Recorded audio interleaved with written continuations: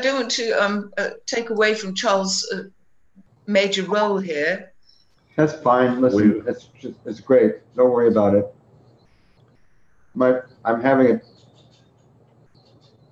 a hard time remembering the stuff I thought I would be able to speak about, details. Well, I was just so excited to meet Charles last week, and now we're, let's see. A hard time remembering the stuff I think we're live on YouTube once again. This is Charles Lincoln and Charles Krafft in New Orleans, joined by the beautiful Alison Chabloz from the United Kingdom, and we are talking about forbidden art. And it is an amazing day. We had a little bit of technical difficulty. That's why I just started again. But Alison had just joined us about 10 or 15 minutes ago, and so this is basically a new show right now. And it's both recording and YouTube from the beginning, so we are okay. Okay, hang on, you sent us a message, Alison. What did you send us? That's the book we were talking about. Oh, okay. I don't know that I want to try to share it because that's how we got in trouble last time. It's called British Intelligence in the Second World War, Volume 2. Okay. Its Influence on Strategy and Operations by F.H. Hensley. All right. Now, who is F.H. Hensley? Yeah, who's Hensley? Some military historian. My document says that the quote that I use from my document says, if I can find it again, and of course I can't now because I'm a technical retard. Yes. So am I. There we are. Her Majesty's. That's how I found it before. Her Majesty's. The messages from Auschwitz, the largest camp with 20,000 inmates, mention disease as the chief cause of death, but also include references to executions by hanging and shooting. The decoded messages contain no references to gassing. And then I go on as well. This is another book by Dr. Martin. There are 20,000 people there. That's the most interesting thing. Yes. 20,000. Yes. Opposed to 500,000? Well, that was at the time of the message. British historian, he was a historian and cryptologist, Mr. Hensley, the author of the book, wrote on the subject of British military interception of radio messages sent by the SS to and from Auschwitz. But the quote, in fact, relating to Victor Cavendish Bentnick, who was British chairman of the Allied Joint Intelligence Committee, stated in 1943, quote, "I feel certain that we are making a mistake in publicly giving credence to this gas chamber story. As regards putting Poles to death in gas chambers, I do not believe that there is any evidence that this has been done." And that's in a work by Martin Gilbert, Auschwitz and the Allies, published by Holt, Reinhardt and Winston in 1981 in New York. Okay, I know who Martin Gilbert is. Yes. And so you're able to use these in your appeal? Well, it's just if they come on to me with questions about the Holocaust, which they tried to last time.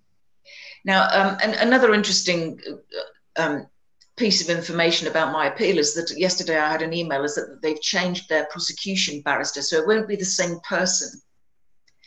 It will be a new prosecution barrister, and of course, therefore, with it being such a complicated case, because in fact it rests on this point of law regards sending my songs. They weren't sent to any individual. My songs were sent to silicone servers in San Francisco, and individuals then sought out my work, found my videos, clicked play. So technically they sent the message to themselves, but I'm being done for this, and this point of law is quite complicated. Then there are the question of the facts of the case. Are the lyrics of my songs grossly offensive? But we supposedly have freedom of speech. I would have never been prosecuted in the United States, but as the powers that should not be are trying to clamp down. We see this with the censorship of the big social media platforms across Europe.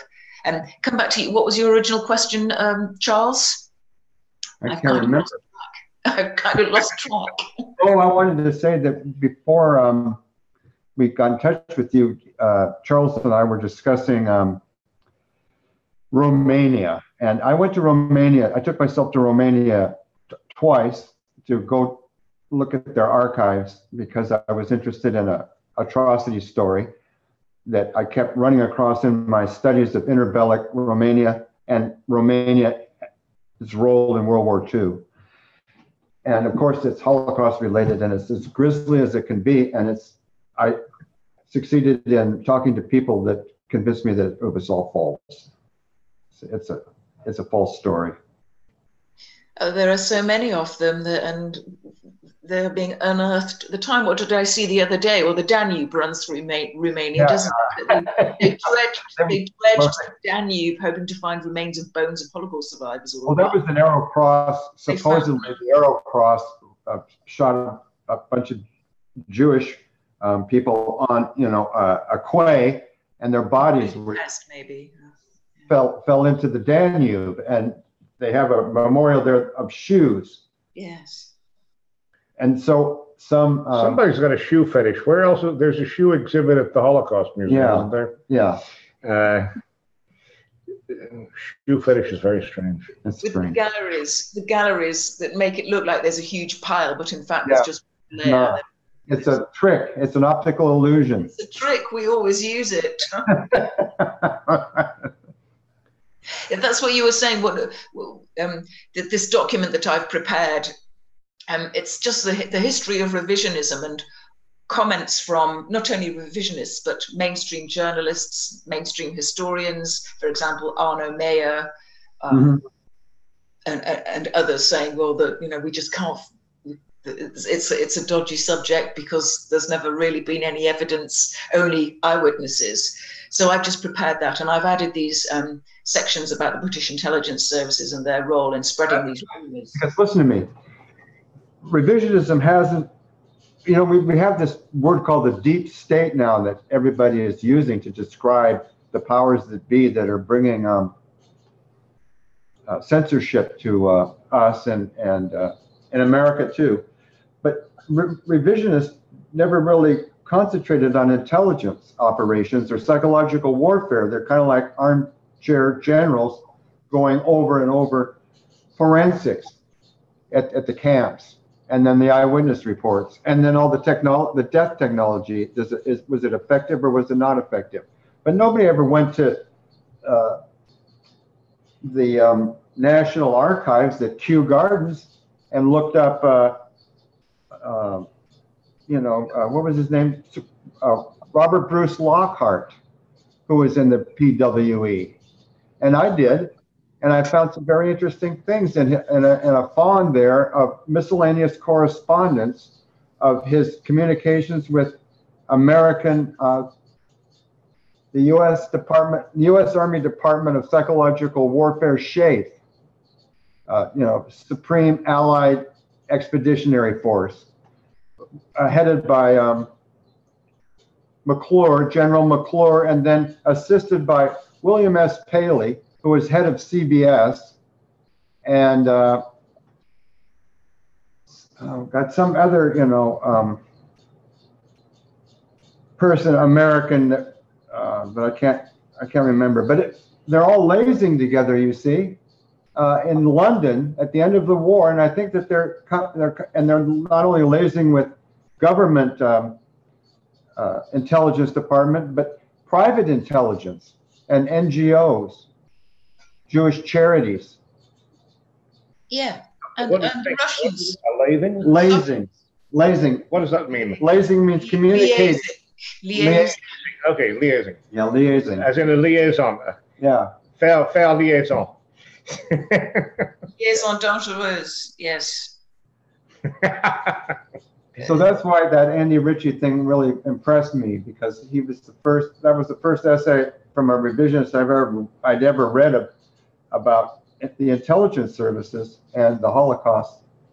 Yes, it's supposed to be part of a wider study, but we've still not seen that yet. but I was just giddy with excitement about a new direction for revisionism, because I really believe that it's been in a rut since the Zundel trial in Toronto, with all this nitpicking over forensics. You know, Carlo Antonio and those books of his that nobody can read because they put you to sleep with all that detail. I don't know. That's not too bad. It's only a few pages.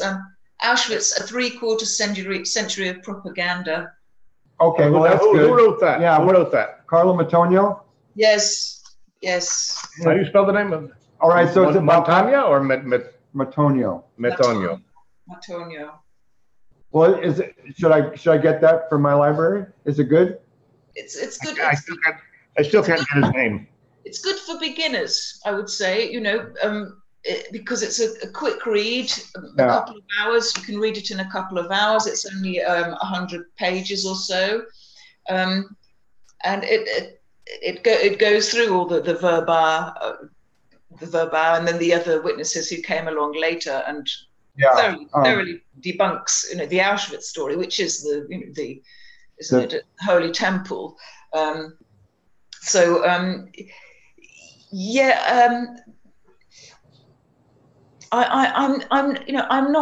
a musician. I'm not a World War II military history expert.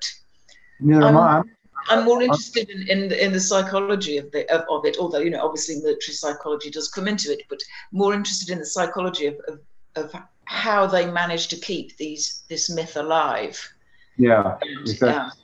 Using, you know, yes, we can use the arguments of historians, writers, but my thing is like Mr. Lear, is to use music and satire, humour.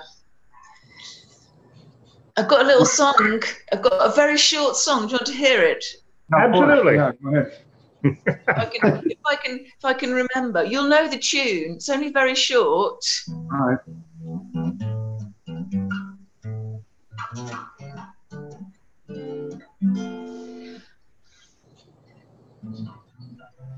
The lying thieves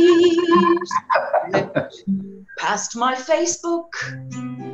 Those lying thieves of red and gold, same tall tales, same propaganda, same old lies and tricks of old. Oh, if they went away, life would be grand for all the people in every land. We won't miss you, nor their complaints and whining, when lying thieves start to fall.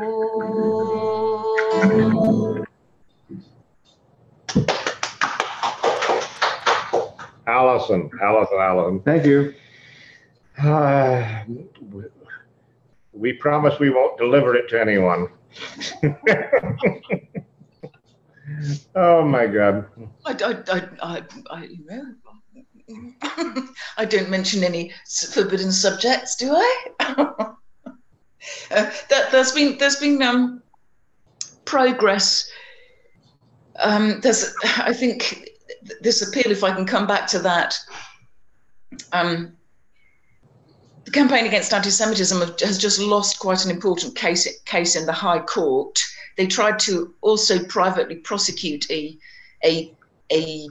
pro-Palestinian activist who'd spoken in public and claimed that, you remember this tower block that went up in flames in London, the Grenfell Tower? Right, yeah. About a year ago, right? Muslim used a lot of anti-Zionist rhetoric, saying that Zionists in government and the Zionist-occupied government were responsible. And they tried to do him for this. They tried to prosecute him, but the Crown Prosecution Service threw out this case. They weren't allowed to bring a judicial review in order to prosecute this man. So that's going to be added also to my file for the dossier, for the submission in court, and we will see. We'll see in 2.5 weeks' time. You know that we have a government shutdown going on here? Yes. Did it just ended? Yeah. Well, the first order of business when our legislators get back to work will be to pass an anti-BDS legislation. So it will be a criminal offense to criticize Israel. And that will be a federal, stateswide? Or yeah. It's already. How will they be able to implement such a? I don't know. I don't know how they're going to do it, and then they're going to appoint a new American U.S. envoy of anti-Semitism. We have a minister for post-Holocaust studies. You do? Yeah, it's Holocaust Memorial Day, isn't it, tomorrow? It's Holocaust Memorial Day, yes. All the politicians in Britain are asking, well, what Jeremy Corbyn is going to do on, well, you know, if he was like his counterpart or one of his counterparts in the Tory party, in the Conservative Party, Boris Johnson, he'd fly off to Venezuela and give an excuse, send his dog's body to represent him. But yes, it's prepare oneself for all the whining and wailing and weeping tomorrow. Is it tomorrow? Yes, 27th, yes. What's happening? No, Sunday. Is it? It's International Holocaust Remembrance Day? Yeah. Or national in your country? Because we have 2 Remembrance Days here, national and international. Well, I think we have the same here. But I think Sunday is international. Okay. Oh, because it's the anniversary of the Soviet entry into Auschwitz or something. I don't know why. Well, I mean, I think that's the. Yes, and they always have it's at Auschwitz, don't they? They have a big do, and they invite lots of. I don't want to say nobility, but you know the top mafia. Oh my God.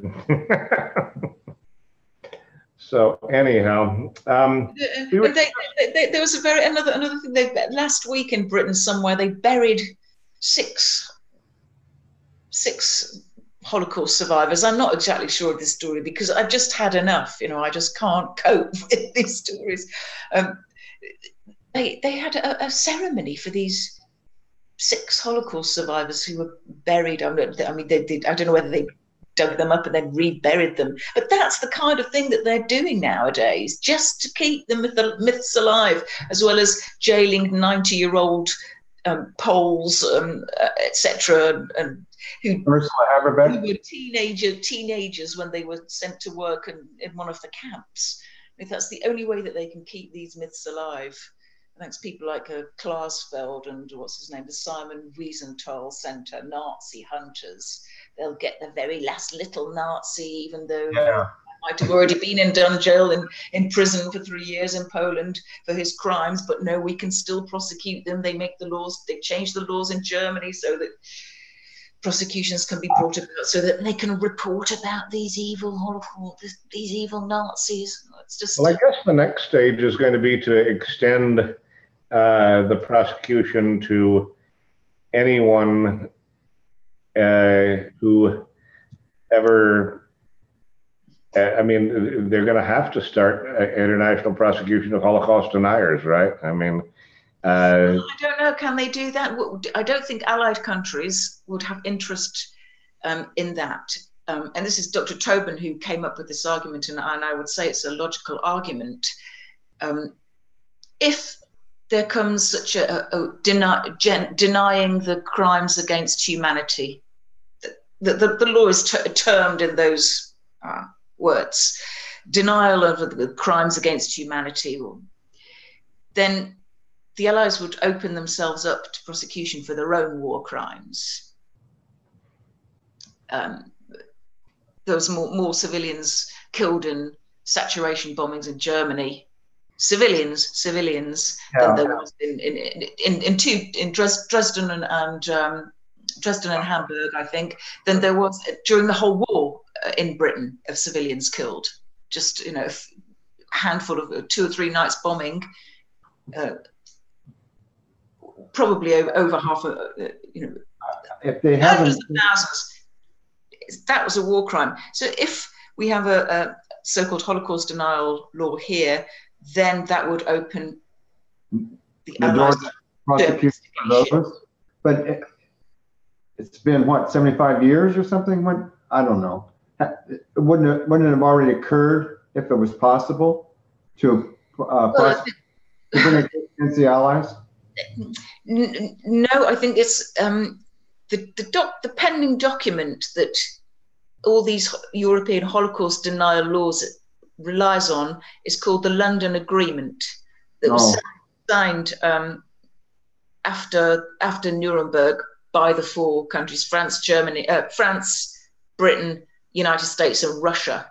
Yeah. The legislation of these Holocaust denial laws resides on the wording of that act, of this agreement. What's the name of the London Agreement? Yes. When was this agreement entered? 1940. It was after the war, 1946, 7, 8. I'm not quite sure, but it was after the tribunal, so it must have been, let's say, 1948, 47, 48. Very interesting. Yeah. Who signed it? Who authored it? Who signed it? The 4 allies: Britain, France, Russia, and the United States. You remember the names of the men that represented these allied countries? Well, they would have been the leaders at that time. Stalin, Churchill, Roosevelt, and Churchill was out right after the war. Churchill was voted out of office at the end of the war. De Gaulle. In France, I guess. London Agreement, and what did it do exactly? It ratified the findings of Nuremberg. I think I'm not no expert on that either, but that is what I've been told by a lawyer who represented Vincent Renoir in France. His name is Paris, Maître Paris, and he tried to take this argument in Renoir's trials, but I've not really been following those either. And seeing as Renoir is no longer in France, I think that's all come to a halt. The prosecutions against Renoir. Oh, by the way, Ursula Haverbeck is the first ever winner of the Faurisson Prize, the Prix Faurisson, that was awarded today in Vichy at a commemoration for the life and work of Faurisson. He would have been 90 today. Wow. So the prize, from now on, there will be a yearly prize, and Ursula Haverbeck, currently 90 years old herself, in jail in Germany for having the audacity and courage to ask for evidence. She's the winner of this prize. What does it involve? I mean, I'm not sure what the prize is exactly. Oh my God! Any word on what does she do to get out? Well, notwithstanding a revolution, I don't really see. How long was her sentence? I guess I don't know that. She'll do. I don't know the rules in Germany. Will she be released after a year? I don't know. I think also often about Alfred. Yeah. He's got another 3 years, or perhaps he'll be out in less than that. Perhaps he'll be out in 2. But then again, he committed further crimes in court. So there's going to be further hearings, which will probably add to his sentence, and he will become or he will find himself in a similar situation to Horst Mahler, who's just had his other leg amputated as well. Oh, really? They won't let him home. The authorities are too afraid that if he goes home, he will commit further thought crimes. So they've chopped off his other leg, off his ankle, I think. So now he's without one complete lower leg and the other ankle, and he's in a clinic, in a secure clinic. Very secure. Apparently, there are movement sensors in his cell. Every time he moves, these bright lights are switched on, and it's basically torture of an elderly man. And we can say the same for Ursula, certainly, and also for Alfred, even though he's slightly younger than both Ursula and Horst. But it's just terrible that these stories aren't widely known. Well, that's just because we haven't made their addresses available to enough people through our social media, because I get thanked every time I make a list up and post it on my Facebook page, and I try to let my 1,200 Facebook friends know how to send a card to these incarcerated thought criminals, and usually they thank me. And we should probably, I tried to get Bradley Smith to publish this when the Smith Review was coming out monthly, and it never happened. And I don't know why Mark Weber at the Institute for Historical Review couldn't, I guess he's out of the game now, but there was never an official annual list of incarcerated thought criminals whose addresses were published. I wanted to do this around Christmas. Every year I try to get my list together so that people could send these prisoners cards. And it's just too bad that somebody hasn't taken up the cause. Maybe the Barnes Review would do it. Maybe. I could call him and ask. Yes. So I'm going to need help to gather up the addresses. I think they might do it at the Barnes Review. That's the last. There is support in Germany. There's another quite prominent revisionist, Henry Hafenmeyer is his name. A big friend of Alfred and Gerhard Ittner, who's just come out of prison. He's been out a couple of months now. On his website, I think it's Wir sind Monika, or Wir sind Ursula. Always we are in German. If you Google that, WIR-SIND, Monica, Ursula, Alfred, then you will find these lists of addresses on that German website. Oh, okay. I think even if you Google the prisoners' names, the addresses will come up. I get them regularly via email because I'm banned from social media for a year. That was another order of my suspended sentence. So I'm powerless in that way to get I've got probably the same number of friends as you, Charles, on Facebook, but I'm handicapped. I can't do that at the moment. I can only. You can't broadcast your own, but you can appear on ours. Yes. I don't see that. I've not had any problem. Perhaps they will try to crack down on that in my appeal if I lose. But I think that they're not interested. I know, as I was saying before, the authorities are leaning on the probation service because I've been publishing on my website. And I've not allowed any social media on my website, no comments, no likes, no shares. It's just my publications. And it's AlisonChabloz.com. I can't see how that website could be construed as social media. If you go out on the street and ask people what's your definition of social media, they're going to say Facebook, Twitter, Instagram. Yeah. The police, they've had to investigate these reports, but my probation officer said, no, you've written nothing offensive. They only go after my songs. I've never been charged for anything that I've written or spoken or said. They've only gone after my songs, interestingly, because I've said the same things as I sing in my songs. It's just obviously not set to music. It's the fact that they're set to music that deranges, that bothers my accusers. That's interesting. Yeah, social media is out of bounds for me for another 4 or 5 months, unless they add to that and ban me from the internet. There is no legal definition of social media, like there's no legal definition of anti-Semitism. or indeed Holocaust with a capital H. You know. Well, how about offense? Is there a legal definition of offense? No. How can they prosecute you for anything then? I mean, because you're accused of the crime of offense, right? Mm-hmm. Yes, it's so subjective, isn't it? I mean, the judge's ruling is unclear on this.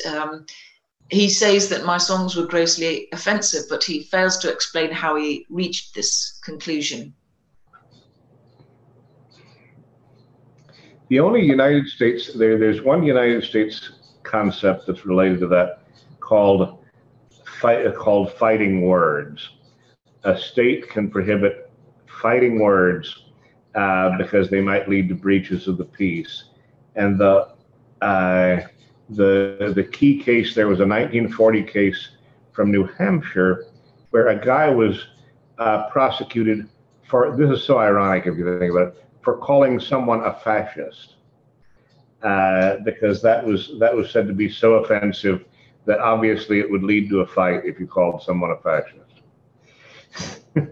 It's like an incitement to racial or religious hatred. They can't get me on that act because my crimes are music, and there's an exemption in the Public Order Act, which this incitement is under here in the UK. They had to go for the Communications Act. Yeah. Well, it's just it's a strange world. But I mean, I was earlier in the day we had Bill Johnson on the show, and I was asking him, do you remember? You may not remember it, but do you remember a piece of art, quote unquote, called "The Piss Christ"? Yes. Yes. Could there be anything more objectively offensive than that? Well, you know, I still wouldn't ban it. You still would what? I wouldn't ban it. I wouldn't. Okay, so I mean, that was the question I asked Charles earlier. Actually, I mean, do we? How do we deal with this problem of wanting freedom and decency at the same time, and yet decency is such a sliding notion. I mean, you look at what was considered. I mean, you know, Ulysses was originally banned everywhere because it was James Joyce's Ulysses was originally banned because it was considered obscene and offensive. And now it's like required reading in every college, serious college university in the world, you know, for an English literature program anyhow. And Lady Chatterley's Lover. I mean, Lady Chatterley's Lover doesn't come close to the amount of pornography you'll see in a half an hour of commercial TV in the United States these days, or in UK. And I mean, I guess I wonder what is the ideal world? I mean, I guess there is no ideal world, but we've fallen apart in large part as a society because we no longer have any standards, and yet they're trying to create against you and against Charles Krafft. They are trying to create a whole new world of standards. I mean, he basically, he can hardly sell his art. You certainly cannot. Did you ever sell did you sell any of your songs? I mean, did you, is that part of your picture at all? I sold about 250 CDs, but I've got 15 songs that I've written since I started on this little project. These need to be recorded properly. I've got some videos as well that need to be uploaded to DVDs of live performances. But yet, talking about art you know, and the Piss Christ and the Degeneracy. There was a pile of bricks. Do you remember that? This is a long time ago. Yeah, I remember the pile of bricks. That's Carl Andre. I don't. Sold to the Tate Gallery for £1 million or something ridiculous. It's still. Well, it was set the pile of bricks up in London, did he not? Yeah. The Tate or somewhere. And then you have people like Tracy Emin, and one of her artworks is a tent, and on the inside of this tent she's embroidered the names of all the men she slept with and the dates. Yeah. And another piece of her work was her bed, and like empty bottles of vodka and dirty underwear and all kinds of revolting things. And this, you know, this kind, the more degenerate and the more shocking it is, the more money it will make. But when it comes to a song about the Holocaust, you've got or Charles's wonderful art pieces, they just, no, we can't. That's too shocking. No. These people must not allowed to be make a living from their art. I tried to contribute the other day to a charity auction with a piece of my art. I was asked, and a great big problem erupted because the other artists who were asked to donate artworks told the organizers of the charity auction that they would withdraw their donations if I was going to be on the list. Was this in Washington or down here? Seattle. Yeah. So I had to withdraw my donation because it was impacting the charity's ability to raise money, because other artists would not exhibit with me, they didn't want to be in the auction. A campaign, erupted to protest my presence on the invitation to the auction. Charles Krafft. You must be turned into an unperson. And this listen, this is indicative of the fact I cannot even give my art away anymore, let alone sell it anywhere. I was reminded today that a few years ago, I joined an organization, Artists for Palestine. Oh, that didn't last long. They kicked me off. It did? It was a kosher, anti-Zionist organization. Oh. Run by the usual culprits. Yeah, and so they kicked you out of the event, right? You were not allowed to contribute. It's just a list of people who support, the Palestinian cause and want a free Palestine and want the end of Zionist occupation there. It was just a list of names, but they couldn't be associated with me.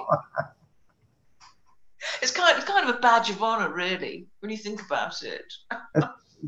Yeah, but it's also kind of embarrassing to be excommunicated by your community. Yeah. It shows how lily-livered they are. They're cowards, Charles. They're utter cowards. I sent a video that I overdubbed. There's a French pianist, and I didn't know this gentleman before. It's a good Swiss friend of mine. He sent me 2 little videos in French of a French pianist. His name is Stéphane Blet, B-L-E-T. And in 2005, he won an award from the then President Jacques Chirac. He was awarded Knight of the Order of Arts and Literature. So an accomplished musician, classical musician, pro-Palestinian.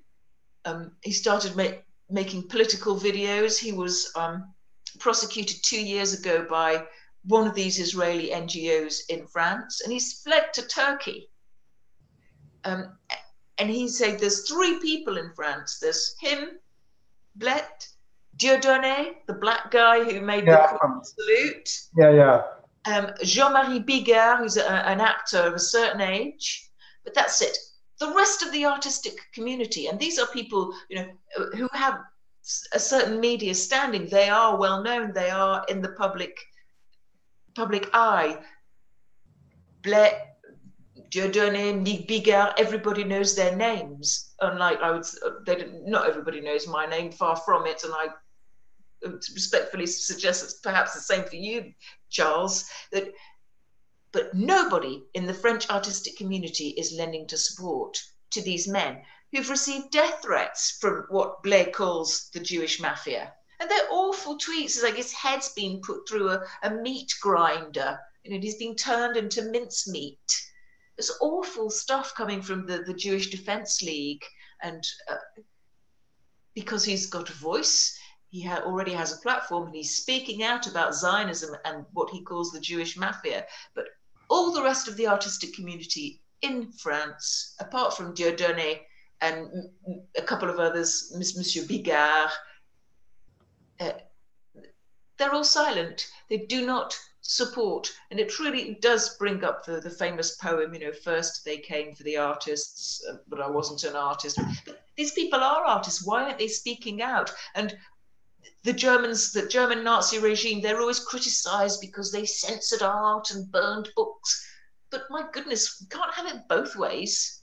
You can't criticize one authoritarian regime and then be waving on another for doing the exact same thing to dissidents like you and me, preventing us from earning a livelihood, burning our books. It doesn't make any sense. But when he asked me, is there something that I would ban? I answered graffiti. I don't like graffiti. Well, I mean, the irony of that is, and I don't think it's art. I don't know what it is, but some people think it's art. And as an archaeologist, I have to tell you that ancient graffiti is some of the most valuable stuff in the world. We just love it when we can find ancient graffiti, and in some cases it's very very ambiguous. What you'd call graffiti and what you wouldn't. Do you happen to know where the earliest occurrence of the name of God in Palestine is? No, I don't know. It's basically scratched on walls in the Sinai Peninsula at a site called Kuntilet Ajrud. And what's interesting is that it's basically written into a plaster wall about this is the house of Yahweh and his Asherah. What's an Asherah? Whore? Basically his wife. Oh, yeah. I mean, Asherim. You're acting on an interesting instinct because Jezebel worshipped Asherah. And that was part of her offense. But all over the archaeological world, you know, little things that people scratch very informally are considered tremendously valuable clues. I mean, the graffiti. Many doctoral dissertations have been written on the graffiti of Pompeii. The graffiti of the ancient Maya are very interesting. So I mean.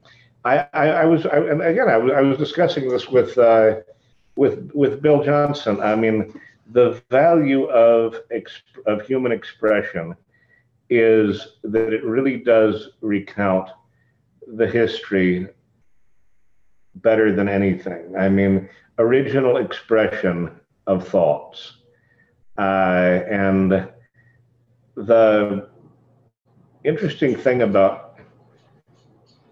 the Holocaust, really, I think many interesting things about Holocaust is that it's all about manipulating what people actually said and what people actually did, and sort of what people actually think about it, and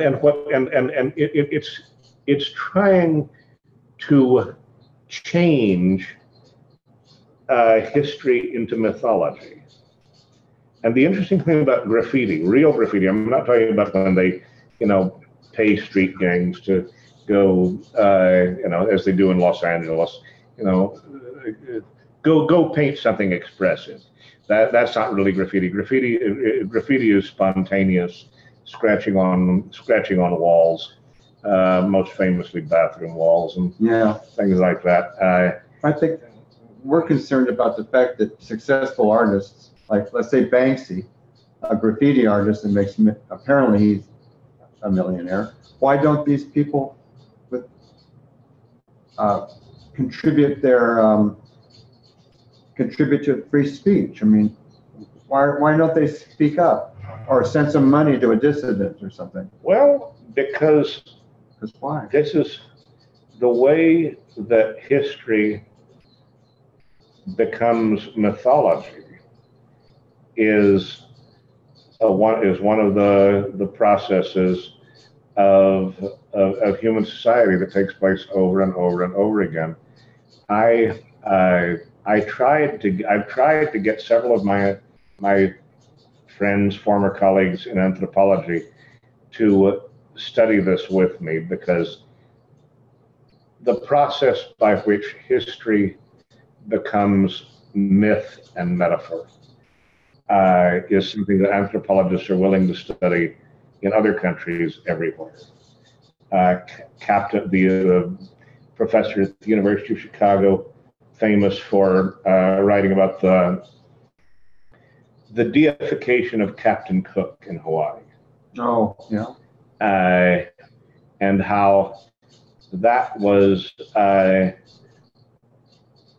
basically that was a dominant theme in the 100 years after he died. He was murdered, and then the big question was, why was he murdered? And he was murdered because the god that they identified him with, in effect, had to be murdered. And this related to the Golden Bough. And who's the god of the Golden Bough? Oh, you don't know James E. Fraser's. I know the book, but I never. I thought it was some sort of. There's a god involved with Golden Bough. Basically, it's the concept of the king must die. The murder of the king is called the Rex Nemorensis, and he is the king of the forest, in essence, and that's what the Golden Bough is originally about. And yet Fraser takes it on this odyssey of how the murdered king becomes king through murder. This is, and basically what he's doing. He enters myth through his death. He enters real power through death. Oh. And of course, this is, an anthropological issue when people start studying Christianity in comparative perspective. And the relations of this are everywhere in the world. You find this myth everywhere. And the Holocaust, to me, is incredibly important because it is a myth whereby the Jews are setting themselves up as the rulers of the world because they were murdered. Well, because the murder of the 6 million trumps Christ's one day of suffering on Calvary, right? It's like 6 million times Calvary. Well, and this is, and what's interesting is, if you look at the Golden Bough and if you look at the work in the past 100 years since then, this myth crops up all over the world.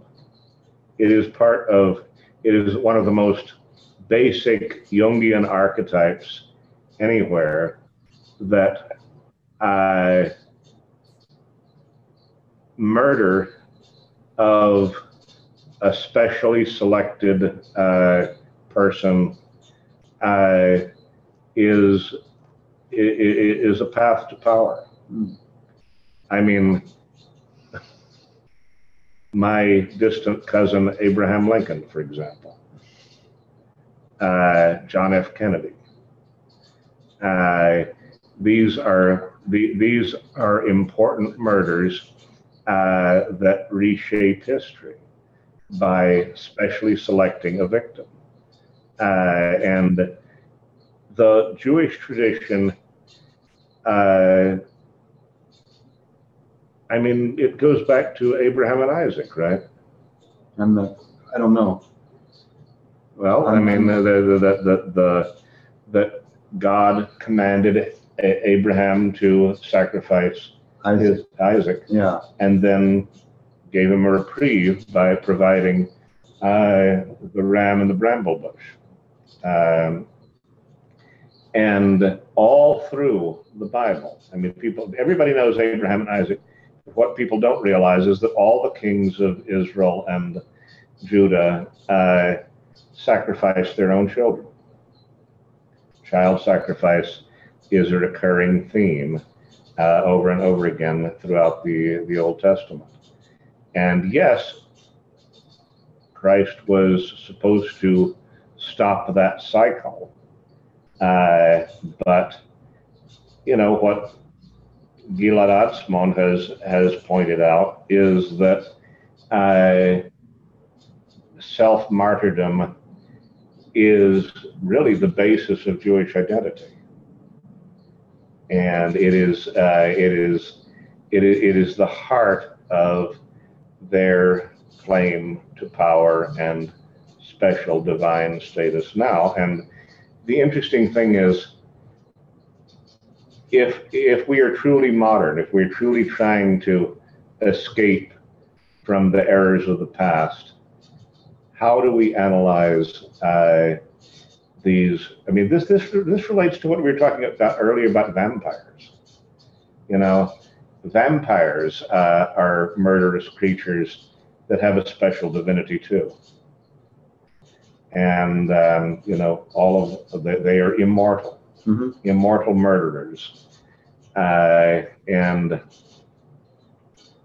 this is one of the problems of the human condition that I see as very interesting. We are so hung up on our own death and our power to kill. And somehow the Jews seem to have really mastered this little psychological trick, and they are using it. They're using. I mean, this is what Alison's songs are all about. They use the story of suffering and death, which is real. You know, we can't say that there was no suffering and death. I mean, anybody who says that there's no suffering and death is kind of ignoring the whole human condition. There's a lot of it out there, but it gives you a ticket. It's like the big lottery ticket. And so who is responsible for this lottery ticket?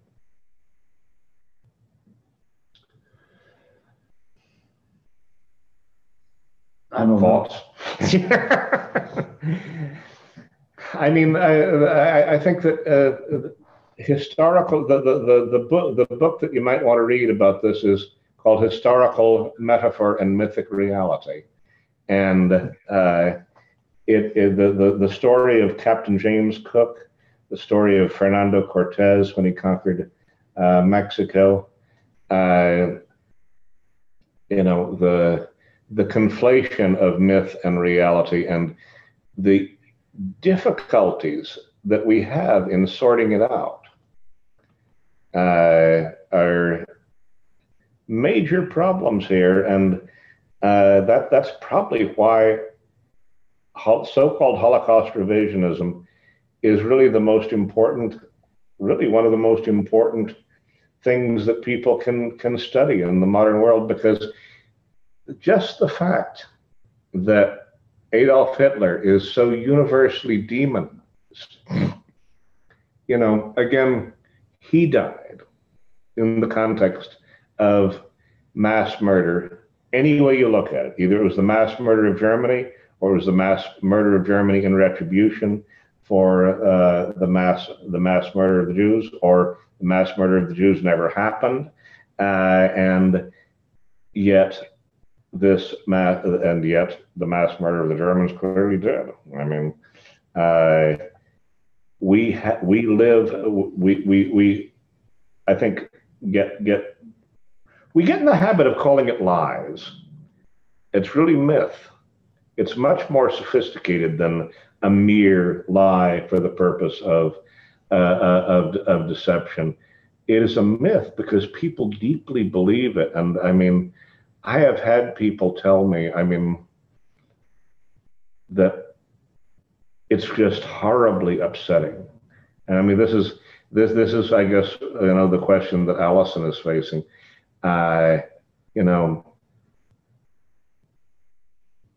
Is it really is. I mean, if Piss Christ had been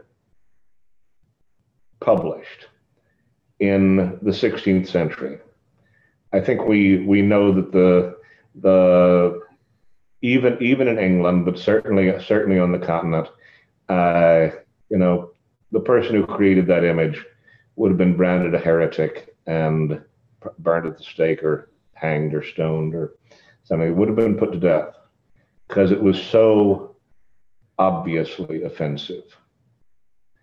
And so we have to go into deep analysis of what it is to be human and to have a human mind that can consider the truth. Because once people have accepted something as the truth, any challenge to that truth is going to offend them, right? Yeah, no. So would it be correct to assume that man has a need for myth? Well, I mean one of Freud's later works, one of Sigmund Freud's later works is called Die Zukunft einer Illusion, the future of an illusion. And he was saying that he didn't think that humans could exist without religion. I didn't say religion. I said myth. Distinguish those two concepts. Well, you do it because you're the guy that's studying it.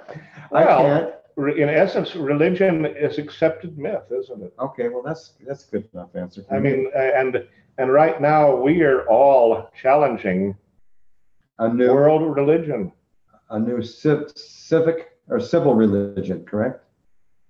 It seems to be state religion. Yeah, the Holocaust is state religion. Yeah. And you're not allowed to question it. You will be dragged in front of a court. The truth of the matter is no defense. I mean, in Germany, they're really pretty. They got rid of our. They've destroyed all our religion, the previous religion. It happens, and replaced it with another one. And when this one falls, I think there's a lot in what you're saying, Charles. That will be replaced by something else. People need something to believe in. Yeah, exactly. And challenging those beliefs is a big problem, as your examples also show. It made me think burning at the stake. Joan of Arc wasn't burned at the stake for heresy, but she was burned at the stake for transgenderism because she disguised herself as a man to avoid. They used that as an excuse to avoid being raped by the prison guards when she was locked up. She dressed up as a man, and another time when she was on one of her crusades. But that's the excuse they used at the time to burn her at the stake. It was a kind of heresy. It was something that I mean, she in her trial, she basically says that she was told to put on a man's armor, and they took that as evidence that she was talking to the devil, because who else but the devil would tell a woman to dress up as a man? I mean, it was very circular logic, but I mean, again, circular logic is part of what we deal with when we're talking about the Holocaust too. They're just presumptions. I mean, I guess I'm worried about the human condition, and I'm worried about progress, and I'm worried about how we can contribute to that by analyzing this particular myth and trying to put it in context. And I can't tell you what resistance I get from my fellow anthropologists when I tell them that they should look at the Holocaust in light of myth and metaphor. I mean, they met old people who had the numbers on their arms. Well, let's see, what do those numbers mean? The fact that you met them means that they survived. That's one thing. You know, the fact that none of those numbers exceed 6 digits, and most of them are 5 digits. What does that mean? That I mean, and I mean, I agree. It's a terrible thing to tattoo people and treat them like branded cattle. But on the other hand, I mean, throughout history, we have branded some people as criminals, and of course, you know, the famous American 19th century novel, The Scarlet Letter, is exactly about that. But I mean, branding people as traitors, branding them as thieves, this sort of thing has happened. And, you know, a lot of these folks were arrested not for being Jews, but for being communists. And arguably, that is a very dangerous thing in certain ways, right? I mean, it certainly has transformed the world, that Karl Marx's social theory has become one basis of the new religion. And I don't know. I mean, I keep thinking, how can we really make progress? How can we really make progress? And that's why I think that this question, I mean, your songs, Alison, not only don't offend me, they make me feel good. Just like, I mean, I always enjoyed Tom Lehrer too. I mean, you know, smut, give me smut and nothing but a dirty novel I can't shut if it's uncut and unsut. So I never quibbled. If it was ribbled, I would devour what others merely nibbled. As the judge remarked the day that he acquitted my importance, to be smut it must be utterly without redeeming social importance. And you know, Alison, your songs have redeeming social importance. Your porcelains have redeeming social importance, except for the one about Bruce Lee. I'm not so sure about him. But I'm not sure how did you get into Bruce Lee anyhow? Because he was born in Seattle, and because I learned from just the pop culture that he died of hashish. Oh, okay, so that's why you got all these pipes. Yeah, so I have the marijuana pipes in the shape of Bruce Lee. Is that sort of like saying memento mori? Yeah, I guess. It's just, I thought I could sell them at the, we have a museum, Bruce Lee Museum. I thought I could sell them in the gift shop. And then it turns out that Bruce Lee's family doesn't want to have anything about him associated with either alcohol or drugs. So I couldn't sell my pipes at the museum because the family doesn't put the kibosh on it. Interesting. So everything you do is censored. Yeah, just about. Yeah, I mean, you know, No, it wasn't. Listen here. It wasn't censored until I made public what I thought about the Holocaust. You know, that I admitted I was skeptical, and then all of a sudden I couldn't sell my art anymore. But prior to, if I kept my mouth shut, I would probably be selling more of it. But so they said that now Mr. Krafft's irony is not so ironic. And therefore, we can't accept his, you know. Now that's interesting. Your irony is not so ironic. No, that's what they told. This article came out and said he's been slipping this under. They use the same arguments with my songs. I'll be right back. Yeah. I've been slipping this into private collections and museums while I laugh up my sleeve. And it's not irony anymore. It's, interesting. Yeah.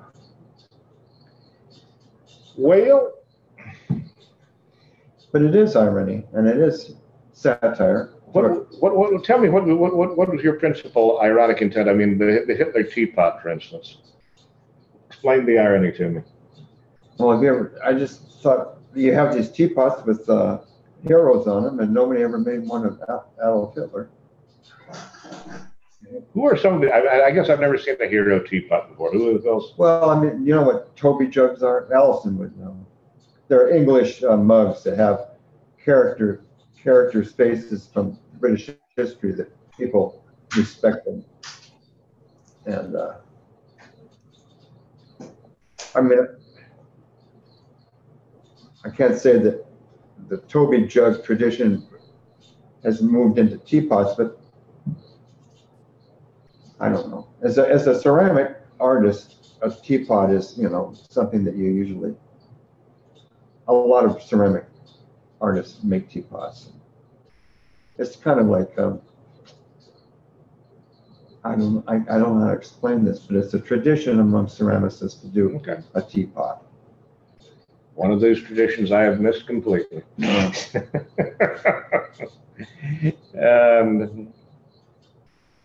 Interesting. And you have these mugs that I saw recently that were dedicated to Joseph Mengele. Oh, that's fine. Yeah, Joseph Mengele, MD, Sports Medicine Center. So, we treat twins. What? On the back of We treat twins. Oh, yeah, we treat twins. Oh, God. Oh, dear. Well, anyhow, we've been going quite a while, and it's getting midnight. Alison, are you still there? Are you coming back? What are you doing? It's midnight in her country? It's 6. It is midnight 30, I believe, in England, isn't it? Oh, she's back. Okay, good. Alison. Yes. Well, Toby jugs. I was listening. Toby jugs and teapots. Yeah. Yes, you made me think, because you were asking me about Nick Griffin. Oh, right. She'll send me his Toby. There's a teapot and there's a Toby jug of Nick Griffin. You made one? Yeah. Oh my God, that's amazing. Yeah, I did. I made a teapot. Well, you know, I had a teapot and a Toby jug and a bust. And next I can do a chia pet. Do what next?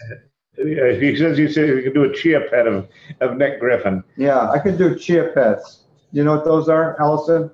No. Oh, you grow grass out of them. They're Yes.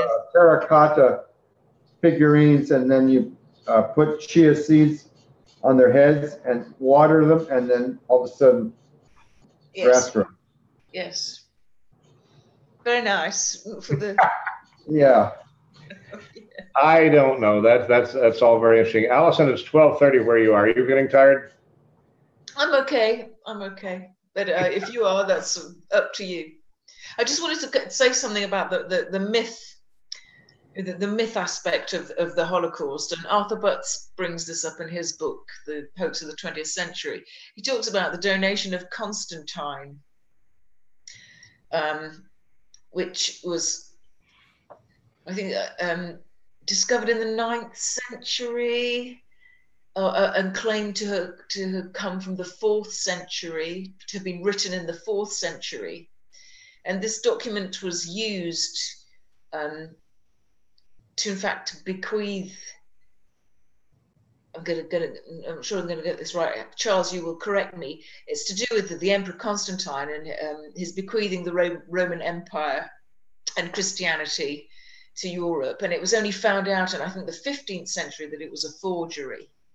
Oh, so it lasted for quite a few centuries before that myth fell. And I haven't read the book, the section in Arthur's book. I only know about it from Dr. Tobin. But there's a Wikipedia page, the donation of Constantine, I think it's called. He's bequeathing Christianity to Europe? And the Roman Empire. The Roman Empire? Yes. The Holy Roman Empire. Yes. The actual Roman Empire. Oh, the Roman, okay. It was written at about the time that the Holy Roman Empire was coming into existence, though, so it might have been a political ploy. The forgery was produced, I think, in the 9th century, pertaining, or purporting to be from the 4th century, something like that. I'm not exactly sure of the details, but that just shows how long this, it was found out to be a forgery, but before that people believed that, and why Christianity had come to Europe, etc. So we can see that there might be some time, considerable time, before the revisionists' arguments are proven to be or proven to have weight. Yes, there was a system of ethnic cleansing. Yes, it was terrible. People were deported. Well, it's all about but there wasn't this. We know that the part of the myth which is important to Zionism and Judaism is this, burning of the bodies and all this, Again, I mean, it goes back to the Old Testament origins of, the preferred method of killing children in the Old Testament is to have them walk through the fire. That is what fire? This is the line that's you find in the books of Kings and Chronicles. In the Bible, is that King so-and-so made his son walk through the fire. And then he died on his way from one side of the fire to the other, and that was the sacrifice? Yeah. Okay. It's basically being burned alive. In Carthage, I mean, remember the Carthage and the culture of the Phoenicians, Phoenician culture is Western Semitic, very closely related to the roots of Israel, and in Carthage, you have these large things called tannic pits, which are the charred remains of children who were burned alive, and so it's basically it's a Western Semitic tradition, and in the town that gives me my name, the town of Lincoln. There's this story of Little Saint Hugh. Have you ever heard of him? I've heard a song by Little Saint Hugh by English folk rockers. Well, Still Life Span. Don't they? Still Life Span? Yeah, it's an English folk tune. Dates back a long time, and I think is it Saint Hugh, Little Saint Hugh, or Little Saint William's mentioned in Chaucer. Mentioned in Pilgrims. Right. No, sure is. But these are parallel stories. They're not the same. But basically these kids are in the case of Little Saint Hugh, murdered and then basically put into a stew by the Jews of Lincoln. Blood libel, Charles. Blood libel. you would be prosecuted if for saying that in the UK. That's a blood libel. Discussing the fact that it's part of English history and that it led to the expulsion of the Jews. I mean, no, of course we have the right to speak about these things. Of course we do. Yes. No, I'm just. Was Little Saint Hugh burned, or was Little Saint Hugh? He was eaten. What do they call it when desanguinated? Well, that goes back to the vampire question, doesn't it? Vampires exsanguinate their victim. Earlier, one of the things that we got in trouble with earlier was I was trying to share documents on the screen. There is a way to do it, but I was clumsily doing it. Have you ever seen Rabbi David Wolf's November 2009 article in the Los Angeles Jewish Journal entitled 5 Reasons That Jews Are Not Vampires? No. I mean, talk about interesting interplays of history and myth and metaphor. Jews wear black, at least Orthodox Jews do. They avoid the cross. They're horrified of it. you know, their day starts at night, at sundown, and they have this reputation for being blood-sucking predators. And you know, this all came to my mind earlier because we were talking about Romania, and of course, the northern part of Romania, aka Transylvania, is the home of some very famous vampires. And I hadn't realized that the first post World War II ruler of Romania was a Jewish woman, and all these thoughts just come together and do very strange, make very strange mixes in my mind. But you know, the problem with what you're saying about the defeat of the Holocaust myth, I think, is that if it takes a long time for it to be revealed, if it takes a long time before we get over it, so to speak, it will reshape the world. It has already reshaped the world in very significant ways. It is part of almost every dialogue concerning public policy. It is the foundation myth of our society today. It is, and therefore it's the heart. It's the heart of our struggle. It's at the heart of our struggle for freedom. And it's not, you know, that they will, those that want to defend their myth to the hilt, they will say that we're haters and we're doing it just because we hate Jews. And of course, they indoctrinate their own children with this myths as well, and their children grow up believing this. And of course, we have all the anti-racism organizations, all these leftists who for equality, but they still give exceptional status to Jews, and because of the Holocaust, and that has allowed this weaponized mass immigration into our lands as well. It's a foundation myth. I do think people are far more people than perhaps we imagine are aware that there's something wrong with this story. When countries need laws, need legislation to shut people up, to shut up academics like Forisson, like Horst Mahler, like Mrs. Haverbeck, put them in prison for questioning a historical narrative. Well, I mean, it's interesting because, of course, Galileo was threatened with prison or death.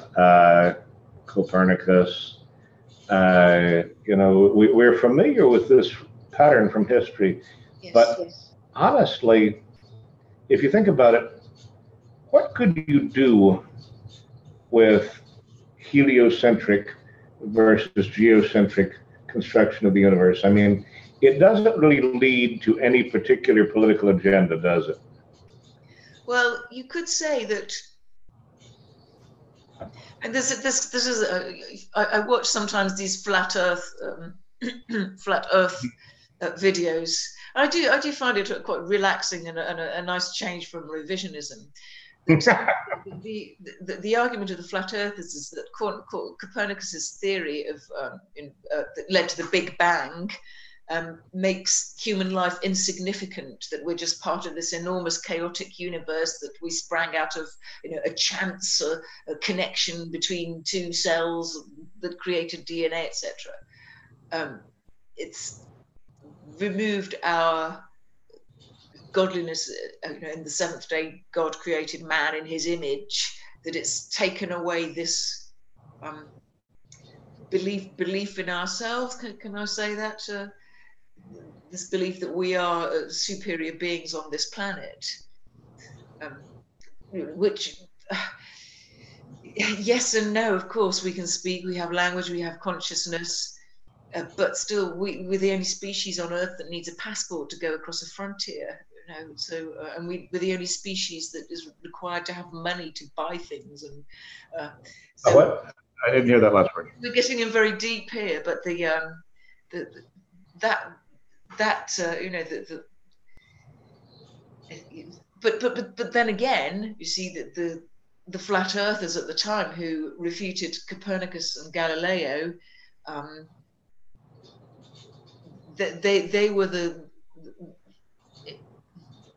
if we compare it to today, the persecution of revisionists. They were revisionists. They were universal revisionists. Yeah. E por se muove. It's so fascinating. It's a massive trending story, far bigger than the Holocaust. Flat Earth. There's far more flat earthers than there are Holocaust deniers. What? But they don't get in trouble. They don't get hit with a big stick and have their go to prison from exhibitions and their songs banned from YouTube. Well, maybe they do actually, but it's Google Trends, Flat Earth. It's people are advertising, and you know, is it a psyop to undermine the truth movement? I don't know, but I find it fascinating. To make truthers look silly. Yeah.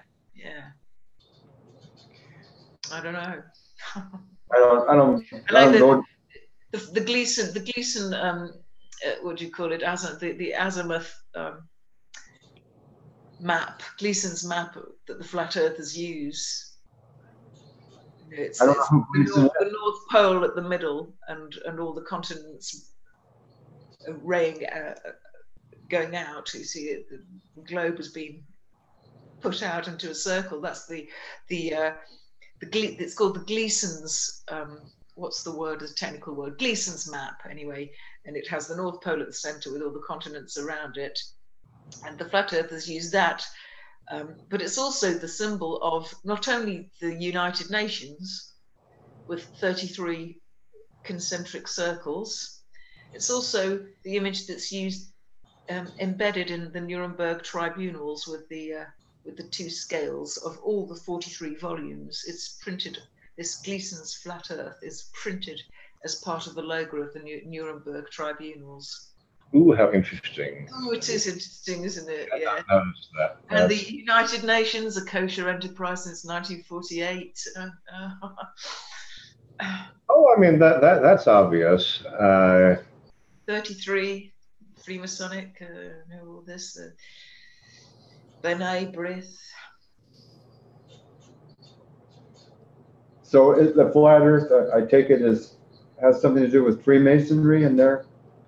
Well, that's what many flat earthers seem to believe. Yes, that the Freemasons have been confounding us all these years with the spiritual Earth. Yes. Yeah. So we've been lied to so often, haven't we? We're talking about war crimes. We tried to take Tony Blair, the ex-Prime Minister of the UK, for his war against Iraq. We tried to take him, get the international The Hague, that they wouldn't have it. We were lied to about weapons of mass destruction. Oh yeah, and we were lied to about 9/11. I think that's woken more people up. The 9/11 thing has woken more people up. So, you know, what else have we've been lied to about the Holocaust? What else have we been lied to? We were lied into two massive world wars that got rid of, you know, our brightest and best men, that then went on to engender families that didn't have an authoritarian male at the head of the family. You know, my own father, he was brought up by two women because his father was killed at the age of 23 in the Second World War.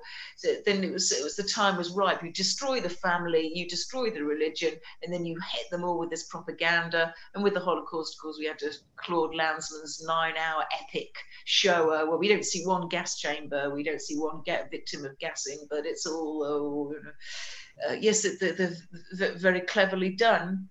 But I think there are a lot of people, and there's a new generation coming up, and they want the truth, and they want the truth in this matter. And the internet has helped greatly in this, that's for sure.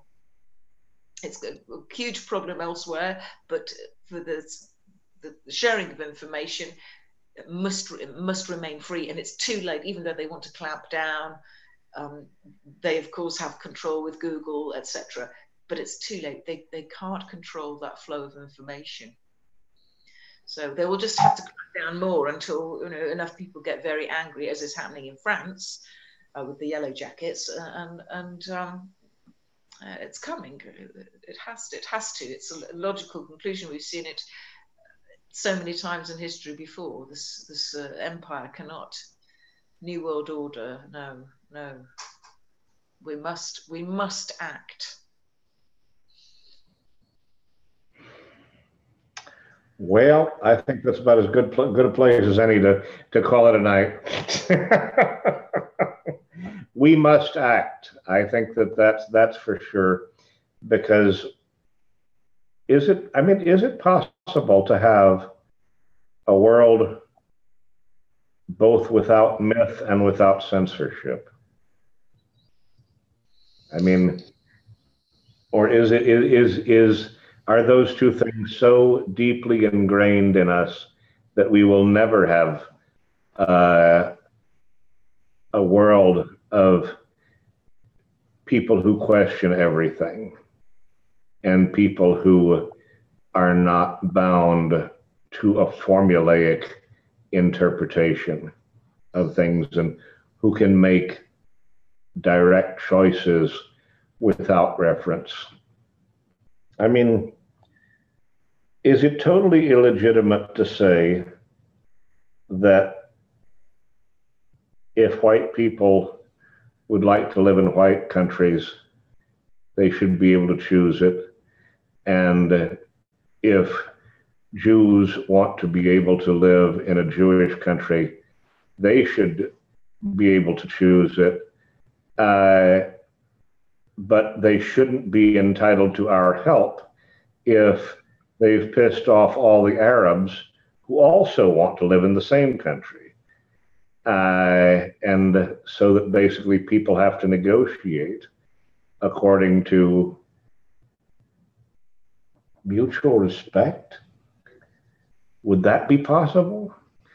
I mean, that everybody has rights? I mean, that almost sounds like equality or something.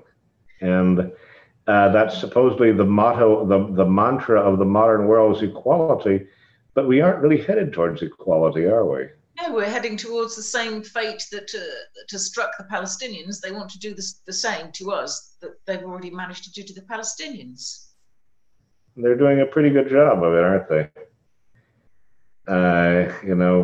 Yeah, and that's we can see the result of that in the Yellow Vests manifestations in France. I think people are fed up. Well, I mean, one of the old white nationalist, I don't know what you call it, expressions, tropes, is that we are subject in the UK and the US and most of Western Europe and almost everywhere else to a Zionist occupation government. Yeah, no, that is an old trope, and that goes way back. Was it Dog. Rockwell coined that phrase. Who told me that the other day? Maybe it was Pastor Ellie on Euro Folk Radio. Yes, he thought it was George Lincoln Rockwell who coined that particular phrase. He wasn't sure. But I mean, when you think about when you think about the degree to which the United States serves Israel first. I'm going to excuse myself. Well, and make a phone call. I'll be right back. Well, okay. We could just sort of wind down, because what time is it well, you just got us into another philosophical conundrum, which will be here 20 minutes trying to figure out. Okay, well, we'll do another 20 minutes. Talk among yourselves. And I'll be right back. Alison, what time is it in the UK? We can't keep you up till dawn. It's Friday night. I'm not tired. It's okay. I know that I do actually have a few other things I've got to do eventually, but yeah, I mean, I don't know. Do you feel in the UK as if the UK is an occupied government? I'm just curious. Oh, yes. Very much so. All the parties, apart from UKIP, I think, have adopted this international definition of anti-Semitism. Not that it's legally binding, it's just a way that, you know, if anybody criticizes Israel or criticizes anything to do with Israel or the Holocaust, they can use this definition of anti-Semitism to get rid of these people and replace them with a system drone who just repeats the same mantra. Poor Jews, the Holocaust, 6 million Jews, etc. Israel. It's that's the state religion is being imposed, is to render impossible any criticism of Israel and render immune those cosmopolitans who occupy all the positions of power in our government. And if they're not Jewish, Charles, they're married to a Jew, or else they're part of the LGBTQ community. It's so blatantly obvious, and it's the same in France, it's the same in Germany, and not only the people in positions of power, it's also the people in the media and the trade union leaders. Oh, that's my phone in there. Oh, hang on. I believe I hung it up on the chair in the breakfast room. Okay. Sorry about that. I hid Charles's coat from him. Is it there? Yeah. Okay. I'll be just making a phone call. That's all. I'll be right back. We have very informal productions here. Talking about the yellow vest, it's an important movement. It's quite different from the Occupy movements and the 99% movements, I think, because it is at its foundation a patriotic movement of conservatives, of right-wing people who just want their country back. They're sick of their ever-decreasing wages, lack of good housing, lack of education places for their children, and sick of being prosecuted for things that they've written on social media, on Twitter and Facebook, criticizing whether it be Islam, whether it be the immigrants, whether it be the Holocaust. It's an important movement, but you see the tone being set in the media, the mass media, the mainstream media, that you will have these panel shows, and there was BBC Question Time, and there will be a couple of politicians, one from each side of the house, one left wing, one right wing, a couple of journalists and some other personality, and maybe a trade union leader, and they will have in England, it's the Brexit at the moment, the Brexit which is causing big problems, and in France, it's the yellow vests. But the debate coming from both France and England regards the yellow vests and regards the Brexiteers, is that, oh, we can see, you know, that this is going to.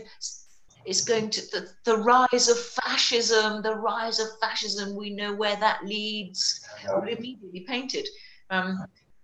It doesn't seem to make sense. It doesn't seem to make sense, especially when it comes to people like trade union leaders and trade unionists and other leftists who seem very confused about the whole issue. They call the yellow vests fascists. They call the Brexiteers fascists, but people who want Brexit come from not only the far right and the far left, but hundreds of millions of people in between there across the political spectrum. It's nothing to do with right and left, and I think it's the same with the yellow vest. These people are patriotic. They might be socialists, let's say, but they are patriotic, and they are worried about what's happening to our country and the changes the country is undergoing. But these trade unionists, these leftists, when will they admit that it's this flow of weaponized mass immigration, especially into our big towns and cities where there are university campuses, where there are suburbs full of that the police don't control anymore. There's so much crime. There's bigger crime, more murders in London now than in New York. When are these trade unionists, these socialists, going to start protecting us, sticking up for and speaking out they're supposed to represent. That's the white working classes. Your straight back. I'm sorry. Stage directions here. Oh my God. Well, that's interesting. So, who do you think? I mean, to whom do you attribute the trade unionists? Who do I attribute them to? Well, I mean, basically, are you saying they're communists, or they're just globalists? They want to, the French. They want to get rid of Macron, but they just want to replace him with another globalist. They're cultural Marxists. You know, they will be happy to. They will defend, for example, what's happened in England with these Muslim rape gangs, or I'm wrong to say that, usually Asian, Pakistani gangs of men who have preyed and groomed young, vulnerable white girls, or we've seen these immigrants coming in from North Africa, from countries that we've bombed, and taking advantage of young women in music festivals in Germany, etc. But these leftists, they will and the authorities, they won't be able to do much, although things are being done now. But this has been going on for years. It's what happens. It's natural, part of the gene pool system, that you invite a different race into a country. That race is going to try and take advantage and make a conquest, not only by doing business among itself, by buying up properties. They will go after the women. It's always happened. We saw it with the Vikings. It's always happened. That's part of the natural human psyche. It happened when all the Europeans went over to North America. It's just what happened. It's part of life. But the leftists, they don't admit that immigration is the biggest problem of the lack of jobs, lack of houses, ever decreasing salaries, high crime rates in cities and towns. They won't admit it. Oh, but we're all equal, blah blah blah. Can't be spreading anti-Muslim hatred. Well, like I said, I mean, if we could demythologize the dialogue somehow, if we could, it would potentially lead to greater mutual respect, wouldn't it? Because you have to have demons in order to have saints and martyrs. And it's like the world is addicted to those things. Well, you know, Hitler was right in many ways, and the people did love him. They did love him, and he managed in 12 years to create a society, okay, you know, notwithstanding the crimes of the National Socialist regime, the ethnic cleansing, deportations, etc. But I'm not sure that the society we live in today is ever going to be able to produce a leader again. What do you think? We live in a damaged society. Our leaders are puppets. We see it, puppets of Zog and the deep state. And we've let it happen. We've allowed it to happen. Well, I mean, I guess the interesting question would be, did National Socialist Germany, did it deconstruct the pre-existing myth, or did it depend on the creation of a new one? I mean, yeah, I think it was a creation of a new one, but the conditions were there for that to be able to happen. With the Treaty of Versailles and the war reparations and the Depression. Well, was the myth of the what would you say the new myth was? I mean, what we always hear is that Hitler and the National Socialists were creating a myth of the master race. Well, he was a mirror image. It was more to do with German values and German culture and traditions and heritage and a love of the country for their people and their land. That's what he inspired. in his people, and that's what's required today. And it's you talk about Wagner. If Wagner hadn't existed, then probably Hitler would have existed. And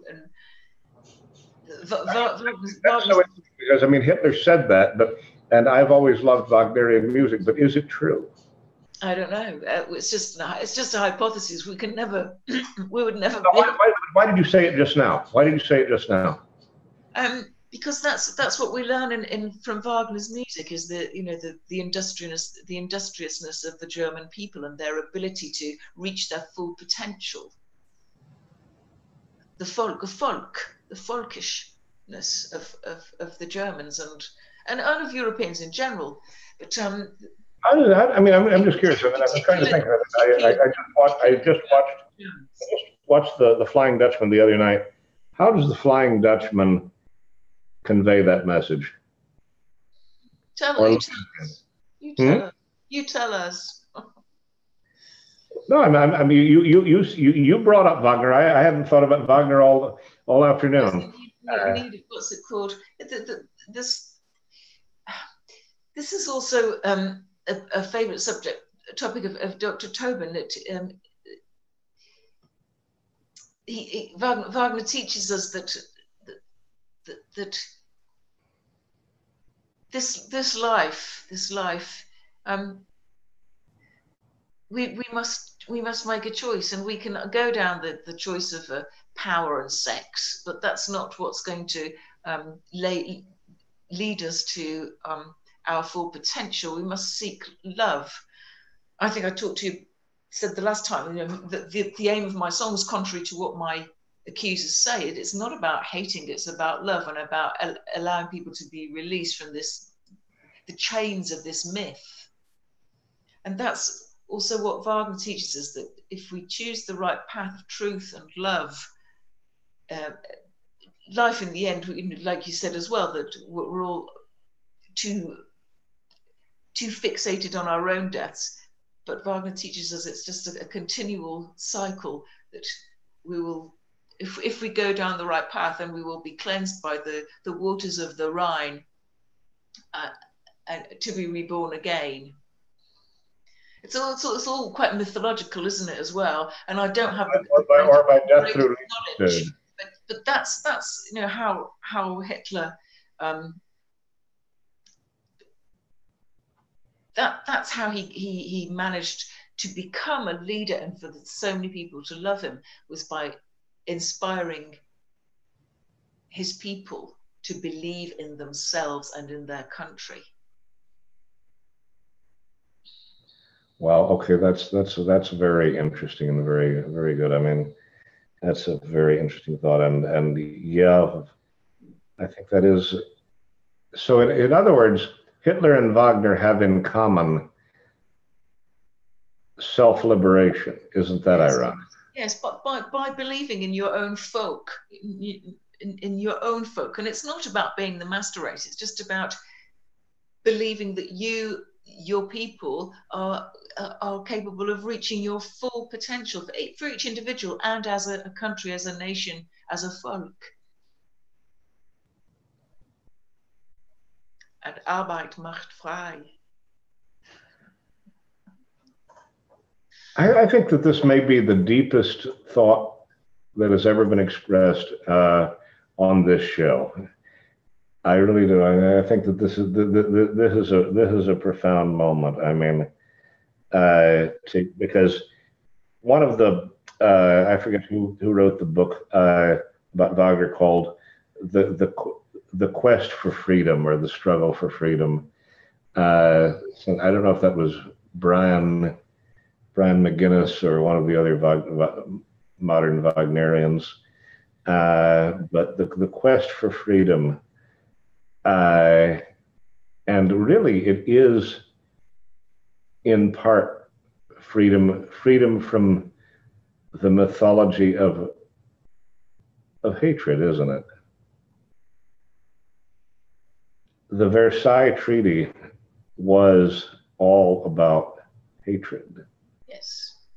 World War II and Nuremberg and the aftermath is all about hatred, and yet we are the haters. We are the haters here. We're the ones who bear that label. Yes. And this is terribly ironic. I think that is the point that we ought to quit on, and we're going to have to get together. I mean, I definitely want Charles Krafft back. You know, I want you all the time, and I'm going to have to think about this, and I want you two to think about it too, and let's reconvene at some point in the near future. You may be getting very busy, I take it, as February starts. Yes. And not just because it's the Mardi Gras ball season. First Mardi Gras ball is a week, at least the one first time I've been invited to is a week from tomorrow. It goes on for a month here and very crazy. But anyhow, Alison, thank you. Yeah, thanks a lot for joining us. This is a pleasure. Thank you, Charles. And Charles, it was great to talk face to face. Yeah, no, it's been a pleasure for me too. Is there anything I can do for you from Seattle, Washington?